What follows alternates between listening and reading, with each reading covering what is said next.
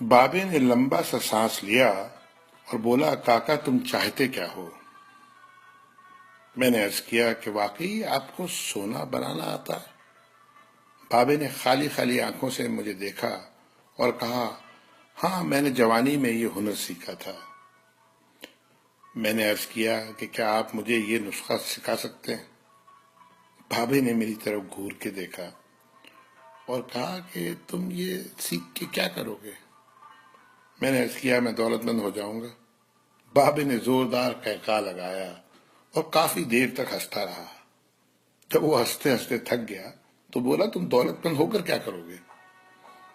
میں نے جواب دیا، میں دنیا بھر کی نعمتیں حاصل کروں گا۔ بابا نے کہا کہ چلو یہ نعمتیں تمہیں حاصل بھی ہو گئیں تو پھر کیا کرو گے؟ میں نے جواب دیا، میں خوش ہوں گا اور مجھے سکون ملے گا۔ اس نے مسکراتے ہوئے میری طرف دیکھا اور کہا، گویا تمہیں سونا اور دولت نہیں، سکون چاہیے۔ میں خاموشی سے اس کی طرف دیکھتا رہا اور کافی دیر تک خاموش گھورتا رہا۔ بابے نے مجھے جھنجھوڑا اور کہا، دراصل تم سکون اور خوشی کی تلاش میں یہاں آئے ہو۔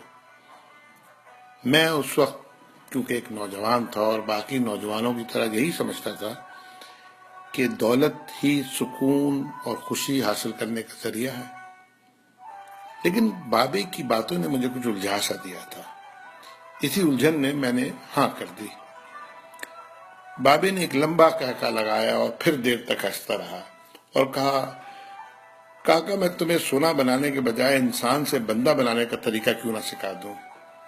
میں تمہیں دولت مند ہونے کے بجائے پرسکون اور خوش رہنے کا گر کیوں نہ سکھا دوں؟ میں خاموشی سے اس کی باتیں سنتا رہا، حالانکہ مجھے ابھی کچھ سمجھ میں نہیں آ رہا تھا۔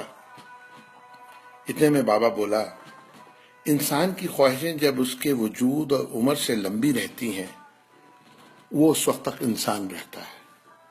تم اپنی خواہشوں کو اپنی عمر اور وجود سے چھوٹا کر لو، تم سکون بھی پا جاؤ گے اور خوشی بھی۔ اور جب تم خوشی اور سکون پا جاؤ گے تو تم انسان سے بندہ بن جاؤ گے۔ مجھے بابے کی باتیں بالکل سمجھ میں نہیں آ رہی تھی اور بابے نے میری یہ پریشانی بھانپ لی تھی۔ بابا بولا، تم قرآن شریف پڑھو۔ اللہ تعالیٰ نے خواہشوں میں لتھڑے ہوئے لوگوں کو انسان کہا ہے اور محبت میں رنگے ہوئے آزاد لوگوں کو بندہ۔ دنیا میں کتنے انسان آئے اور بہت دولت کمائی، بڑی عمارتیں بنائی، کیا وہ سب ساتھ لے گئے تھے؟ کیا سب وہ خوش تھے؟ تم بھی کیا خوش ہو؟ پھر بابا خود ہی بولا، نہیں، جب تک تم تانبے سے سونا بنانے کے چکر میں اور خپ میں مبتلا رہو گے، اس وقت تک خوشی سے دور بھاگتے رہو گے اور بھٹکتے رہو گے۔ پھر بابے نے ایک چھوٹی سی ٹہنی سے زمین پہ رگڑنا شروع کیا اور کہا، لو میں تم کو انسان سے بندہ بنانے کا نسخہ بتاتا ہوں۔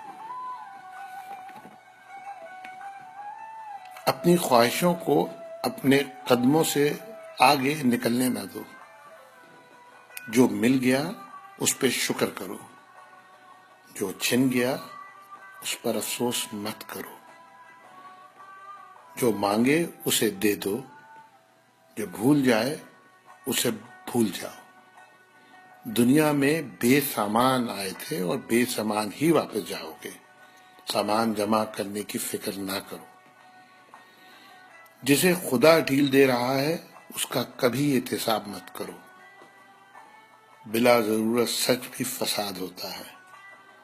جو پوچھے تو سچ بولو، جو نہ پوچھے تو خاموش رہو۔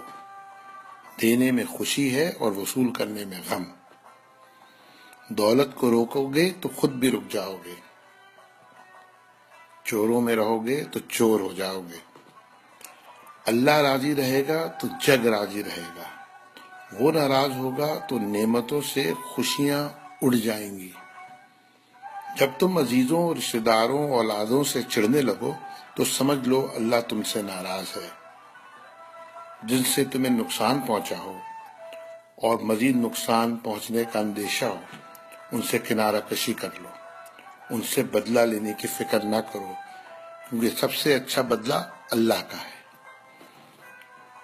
جب تم اپنے دشمنوں کے لیے اپنے دل میں رحم محسوس کرو تو سمجھ لو تمہارا خالق تم سے راضی ہے۔ ہجرت کرنے والے کبھی گھاٹے میں نہیں رہتے۔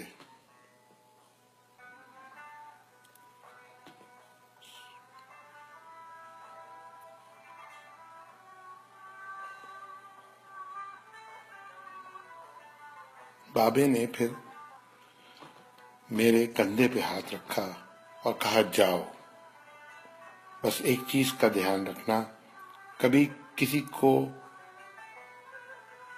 خود سے نہیں چھوڑنا، دوسروں کو فیصلہ کرنے کا موقع دینا، یہ اللہ کی سنت ہے۔ اس نے کبھی اپنی مخلوق کو تنہا نہیں چھوڑا، مخلوق اللہ کو چھوڑتی ہے۔ اور دھیان رکھنا، جو جا رہا ہو اسے جانے دینا، جو واپس آ رہا ہو اس کے لیے اپنا دروازہ کبھی بند نہ کرنا، یہ بھی اللہ کی عادت ہے۔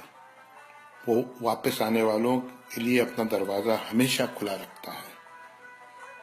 تم یہ کرتے رہنا، تمہارے دروازے پہ ہمیشہ میلہ لگا رہے گا۔ یہ اقتباس ہے جس کے مصنف سے میں بالکل نابلد ہوں، لیکن اس کا عنوان تھا کیمیا گر۔ اللہ تعالی ہم سب کو انسان کے بجائے بندہ بنا دے، آمین۔